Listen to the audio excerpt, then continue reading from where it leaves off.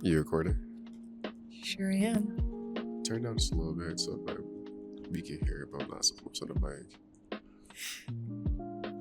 Good? Yeah, I think we're good.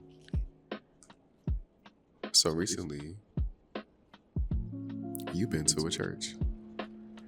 Yeah. What was that like for you? I went to church with you twice, Yeah. right? It was the first time, and then it was Easter Sunday, which was a hell of an introduction. I think like Easter to the general public is like the holiday. Oh, yeah, everyone comes to church For it. yeah. That is true. And so like it was really intimidating for that reason, and I was like going through my closet like a crazy woman the night before on the phone with my mom, like what do I wear? Yeah. Because anyone who knows me knows I only own dark colors and I don't have a lot of like dresses and stuff, so like And I remember I tried to tell you that you'll be fine if you wore that. Like, I had to like pull out this black dress that I never wear. I was like, this will be it, and this is just gonna have to work. And I wore a sweater I made, and I was like, this is great.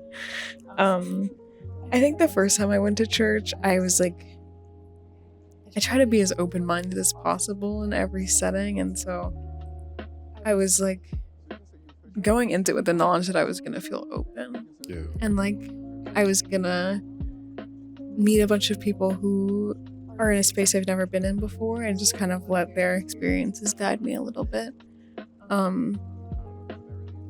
Because I would do the same for someone else. And so I was like a little bit intimidated just because it was my first time in the environment, but like also at the same time, like this will be good. And I was telling myself it was going to be good because I was excited about it. Yeah. I think like on the surface, my first time coming out, I was like, this was chill. I could get with this. Yeah. I think first impressions are important because they tell you the things that happen just like on the surface. You mean like your subconscious? Like you haven't had the time to really steep in it yet. True. Okay. And so when you like go somewhere for the first time, immediately after are going to be your like surface impressions almost, without getting into the nitty gritty. And so coming out of it, like we had a conversation. I was like, yeah, I would go back. Yeah. And I expressed that I felt like there were eyes on me, and that never sits right with me. But like I had no real grievances. Yeah. At that point. I remember. I know more of the story anyway. But I remember for the first experience, you actually had a pretty positive experience. I did. Especially with the worship. Yeah. And how that kind of moved you as a person who is brand new to the Christian space, brand new. Well, you grew up Quaker. Mm-hmm. But describe that, how your Quaker upbringing was, because you weren't. There's something you took, and some things that you did not. Yeah. Hold on to. I think Quakerism is very complicated. Even though they like value simplicity and it's one of their core tenets, like it's not complicated as a practice, it's complicated in the cultural context of America.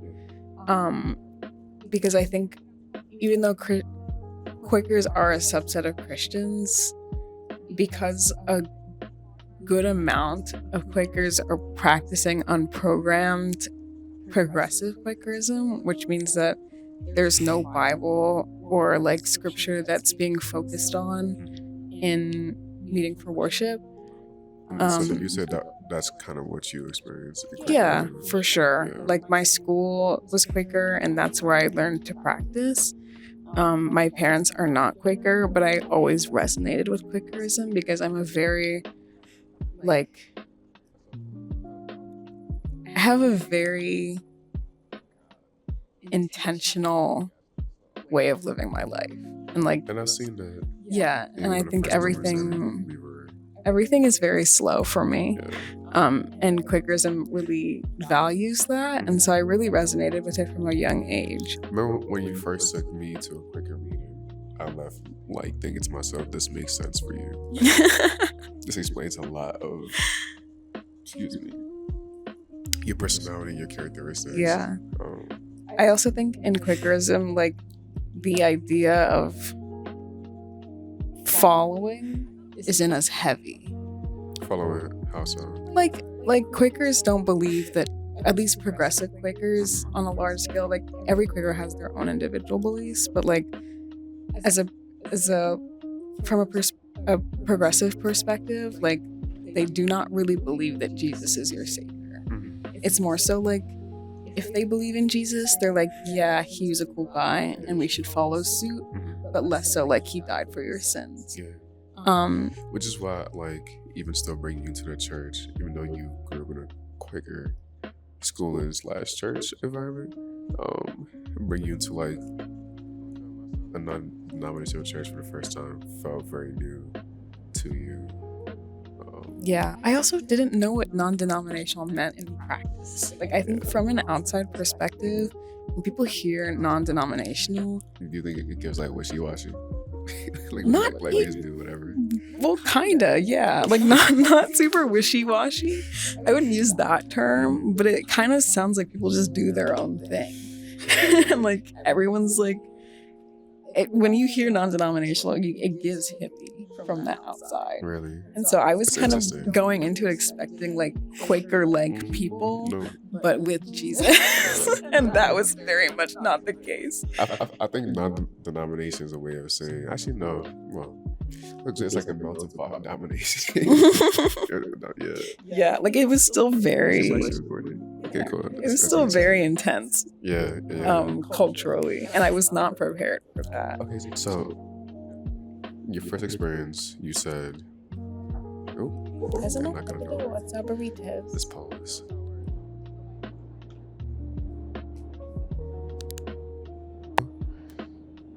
Okay, we were back. We just got some food, so burritos.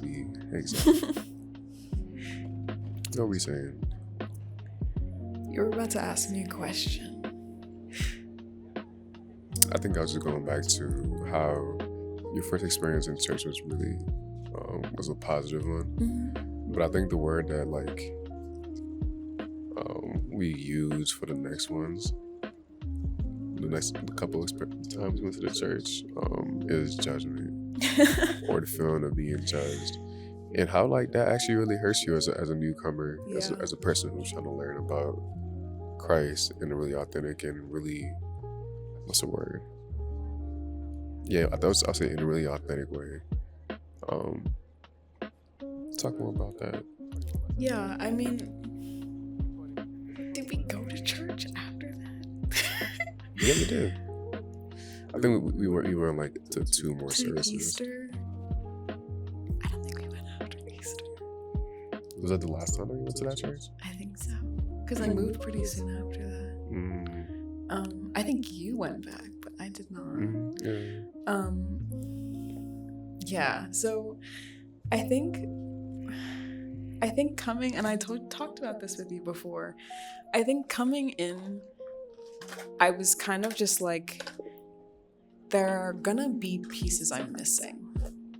Like, I always try and give people benefit of the doubt. And it was kind of like walking into like someone, say you made a friend at school and they're like from a different culture you'd never experienced before, and you're like sitting in their living room and like they're just gonna be things that you're missing. Like their mom maybe offers you food or doesn't, or like you have to take your shoes off or you don't. That would be crazy.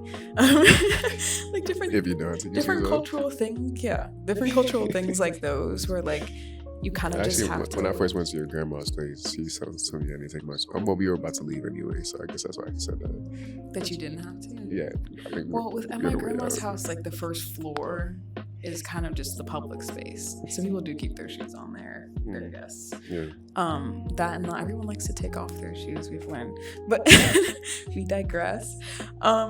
Say those are like different cultural things that like might come off as rude if you're from the outside. I remember trying to explain to you like the fact that we walk into church as a couple and how Christians get very, very, very worried about couples and relationships. Not a fan of that. More so young couples. Yeah. And I can get into a really deep conversation about that, but I think it really stems in a way like, I don't think the modern church teaches men and women how to be friends.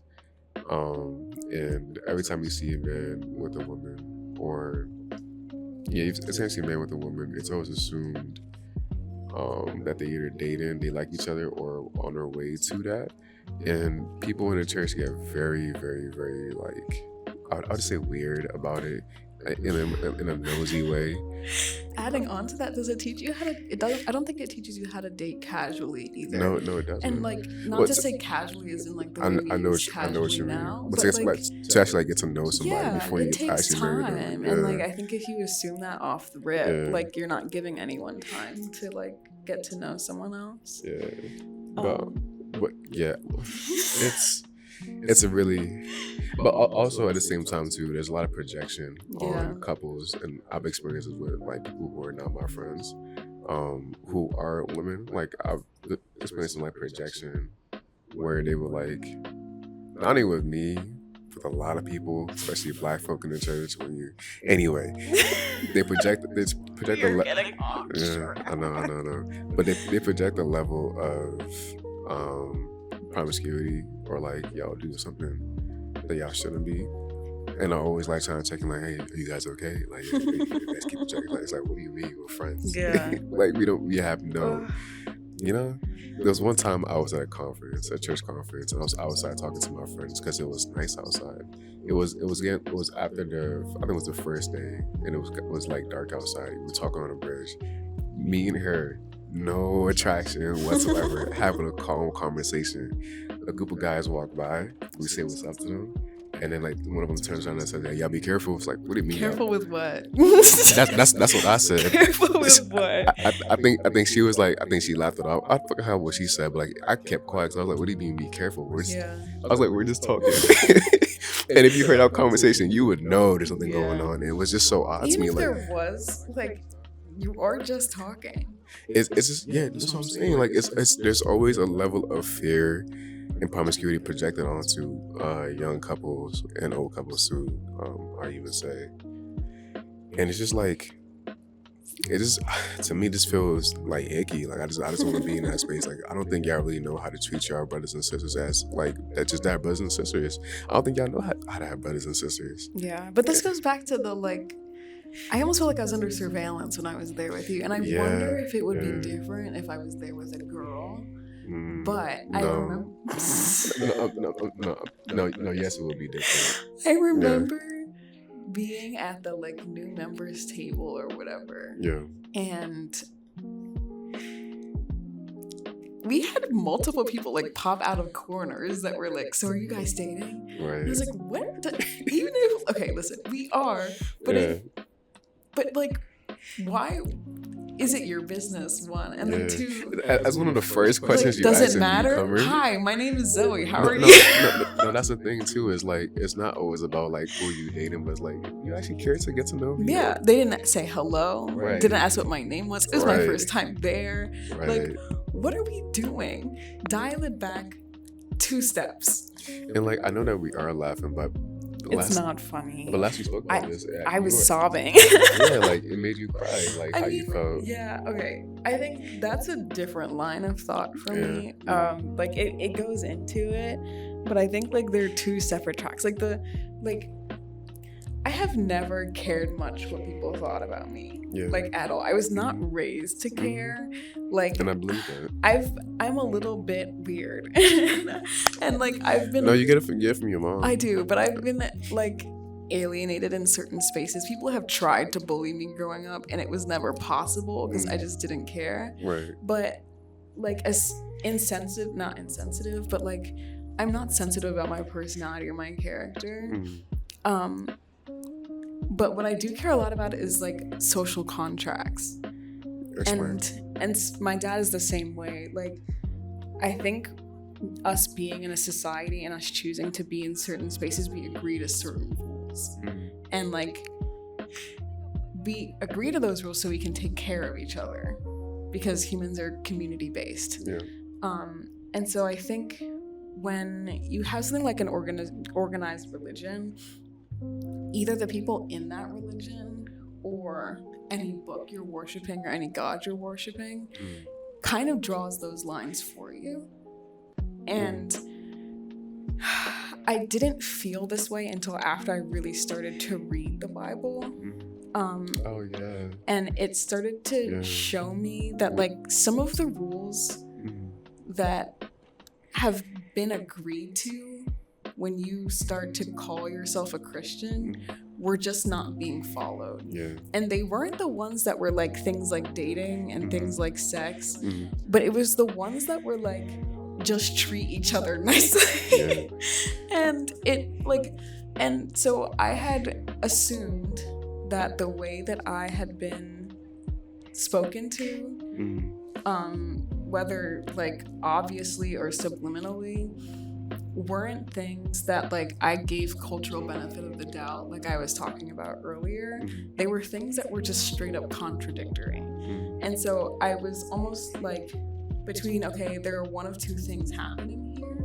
We're either disregarding things that we've agreed to call ourselves Christian, or it's just me. Because I was looking at the way other people were speaking to each other and I was like, actually, they're not doing this to each other. Like, I was stepping into that space expecting that when I said this is my first time in church, I wasn't gonna get a response that was somewhere along the lines of like, what were your parents doing? Because like, you know my parents and they're great people. And I have learned so many things from them that I was at a point where I was like, how could the way that they raised me be wrong? And like, what? Wait. I was like, what about the way that I could come across right now to be wrong? Because like I said to you the other day, or like a couple weeks ago at this point, like when you greet somebody and they're coming from a different place than you, if you come out the gate like, I do not respect the way that you were raised, and I don't respect the way you've been living your life up until now, why would you listen to them? Right. And if the point is to bring people to God and to bring people to Jesus and to bring people to walk in their life in that manner, coming out the gate being like, I don't respect the way you were living is never gonna do that. Yeah. No, and we laugh, but it's not funny. But I think part of that, a lot of times, what I find with Christians when they meet a new believer or just a person that's new to the church, they don't see them the way the Bible tells you to see them. They see them as a project, like a person who needs to be fixed, and we need to fast track them to like assimilate into the church culture. Or, I mean, in their head, they're thinking to themselves that we need to get them to be saved. But really, what they're and I do believe that they are trying to get to that point, like that they do really want to see this person saved. But also, I think they're inadvertently trying to make this person look more like them, and let's be more assimilated to church culture, so that they treat. I've experienced this, and many of my friends and peers are experiencing this too. But like, some mentors, or not mentors, just some peers even will just see you come into the faith and then they'll treat you like you are a project and not like a human, and they'll kind of disregard all of your past. They'll say throw that all away, even though the Bible does speak about casting off the old self and put on the new self. It's God still values our cultures, our experiences, and wants us to use those things to like glorify his name. And it isn't a thing of like throwing off every single old part of yourself. But I think in a sense they do want you to just forget everything that you went through in your past, and just bring you to church culture and make you forget all about who you were as a person. Like whatever that was in the past is bad. We gotta throw that away, you know? Yeah, I think like even thinking about it from a project point of view, like the thing that just trips me up is that there's like something inherently unkind about the way that I was spoken to. Yeah, and like was it dismissive in the way you said? I don't know if dismissive is the word, but it was like more so dismissive to who you are. It was dismissive to who I am. It was dismissive to all of the things about me that are like kind of already in that place of being or like living in a way that honors the way that we're supposed to live. I think it doesn't give people a chance to really show any of who they are. Mm-hmm. Like, if someone can live in a way that like genuinely loves other people and like cares for other people and becomes a steward for themselves and for other people, like there's very little work to actually be done at that point. Like, I think people tend to have this mindset of like, if you are not following in this moment, that like your entire person is a project. Yeah. Like, Yeah. if I have a person who is a believer, but like, I'm gonna abandon that thought because it feels a little bit controversial. But I think I was so devastated to read pieces of the Bible that eliminated that like cultural benefit of the doubt. Yeah, that you were giving them. You're giving them. I was like really open to the idea of like, I'm probably just missing something. And like, I didn't bring it up at all after we went to church. Like, I brought up the like, I felt like I was being watched part, but that was kind of it. Like, I really didn't have a lot of grievances about being there, given that there were pieces that I was missing. Yeah. And I think when I started to read, I was like, not only am I not missing pieces, I feel like I'm also like learning that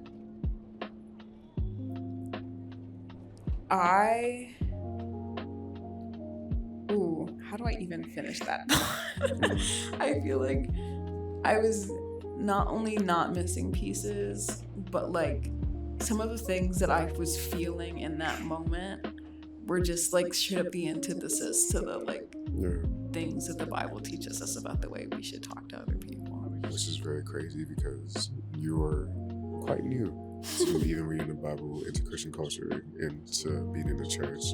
And I think hearing you say that, in a sense, validate a lot of experiences that I've been through. Because I think I tend to like gaslight. I don't want like using these therapy speak terms a lot, but I'm just going to use it. But I think I do tend to gaslight myself in terms of my experiences. And I'm like, maybe that I was over exaggerating in some places.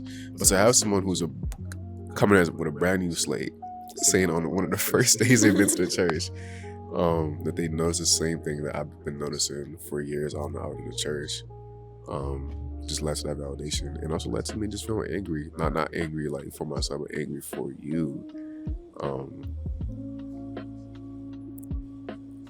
Angry at anything that kind of hinders you from actually getting to know Jesus as who he actually is.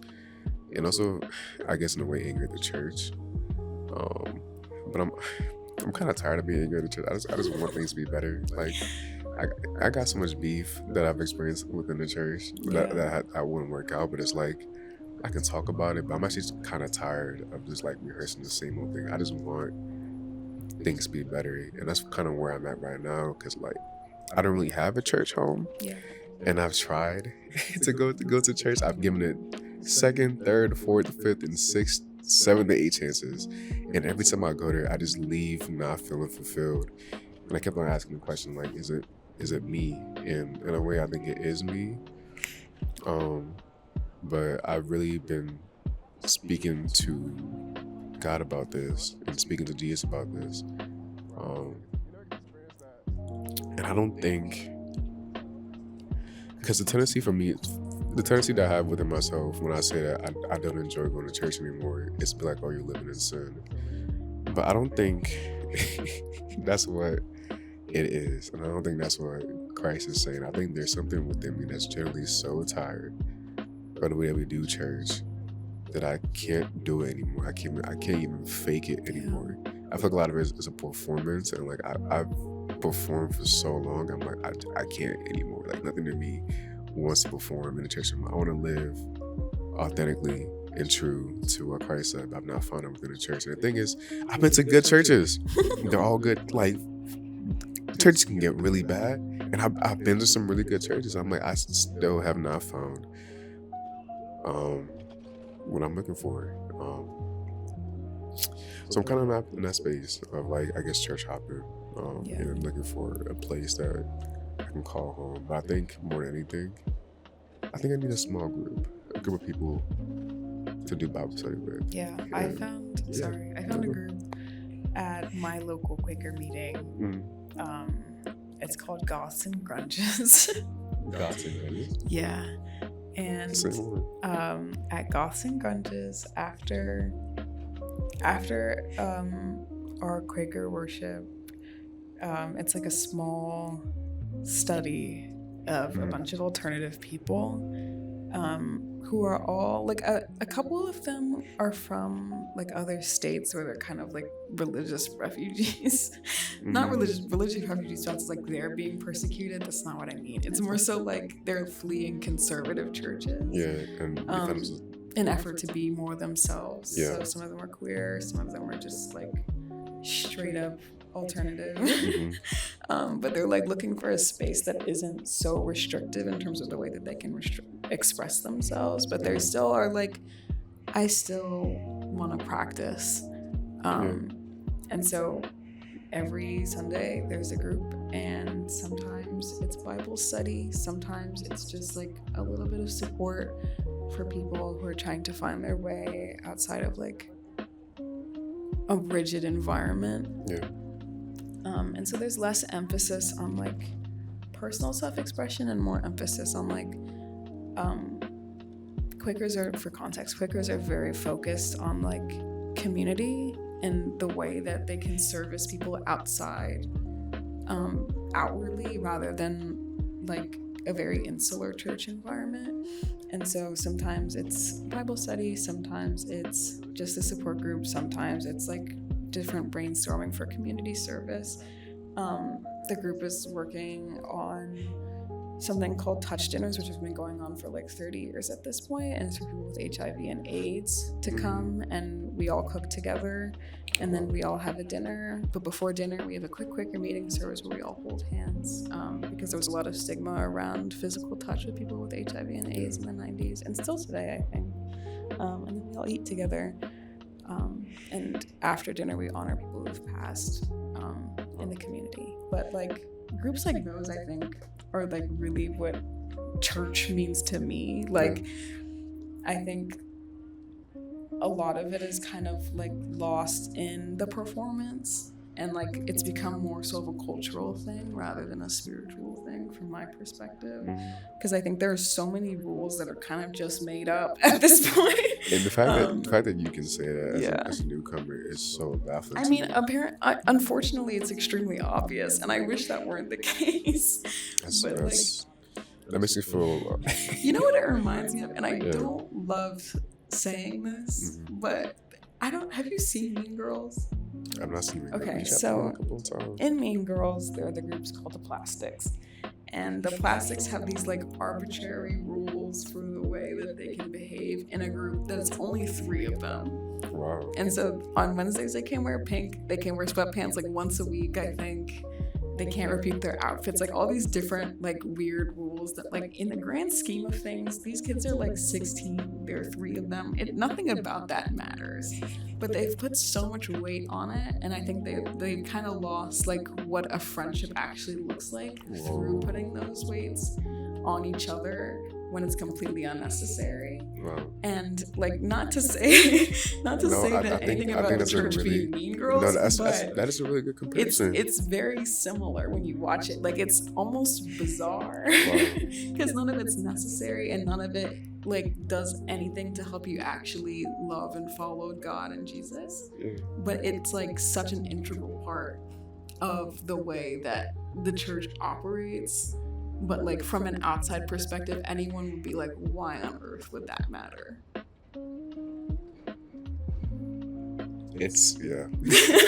That's my think piece for the night. And I wish I could tell you how validating it is to hear that. I think to myself and a lot of people too who are in the church, who have experienced this kind of burnout with the church. Yeah. We really love Jesus. I'll speak for myself. I love Jesus with all my heart. He means everything to me. I want Jesus. I also know that like I can't really do Jesus by myself. I could, like if I was a nomad or hermit, Jesus don't show up for me like where I need him. But I wasn't designed to do by myself.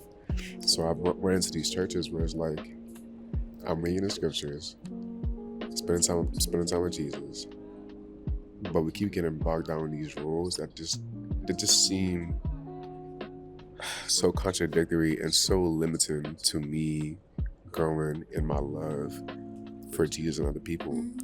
And I feel like I'm the villain, I'm the bad guy, or like I'm the sinner for pointing out these things and not feeling the way like Christians feel in church. Like I don't the same things that move them don't move me, and what moves me does not move them. It's like it's to hear of like that small group that you have with HIV, with the grunge alternative people at HIV and AIDS.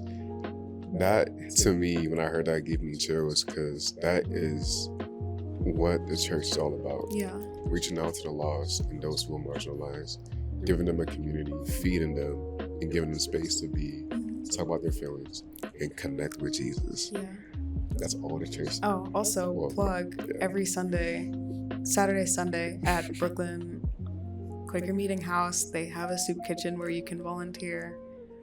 If you want to do that, you should go do it. The people there are great. You can prep or you can serve, and people get dessert because everyone gets dessert.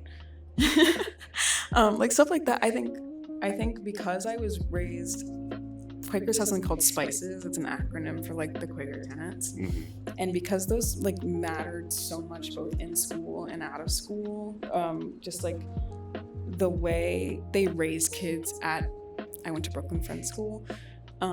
Every single aspect of the way you interact with each other, whether it's with students, with teachers, or like the way you speak about history, like different topics you learn, all of those things matter. And so because they mattered so much and they mattered authentically, I think the SPICES like really do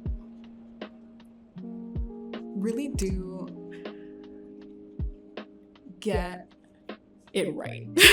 Like, even if you don't believe in Quakerism and the way they practice, I think it really captures the way that the Bible speaks about community and the way that we should be living. I think it speaks to that very, very well.